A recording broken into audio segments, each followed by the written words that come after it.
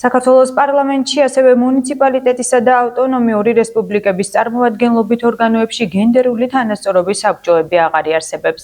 მათ გაუქმებას ქართული ოცნებისა და ხალხის ძალის დეპუტატების მიერ ინიციირებული საკანონმდებლო პაკეტი ითვალისწინებს.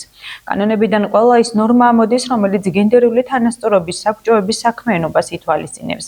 გარდა ამისა, საქართველოში მოქმედი ყველა კანონიდან ტერმინი გენდერი და გენდერული იდენტობა ამოდის.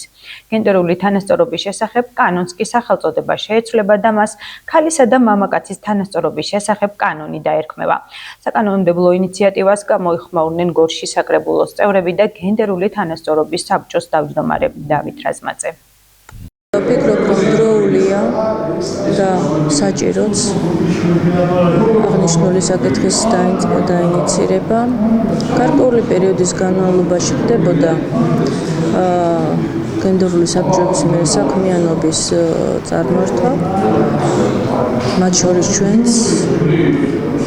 ჩვენი გენდერული საბჭოს მშობლად გახორციელებთ სხვადასხვა ღონისძიებებს, მაგრამ მეც ვფიქრობ, რომ ამ ეტაპისთვის ამოწურა ფაქტიურად თავის საქმიანობის რესურსი და ვემხრობ მეც ანალოგიურ ცვლილებას.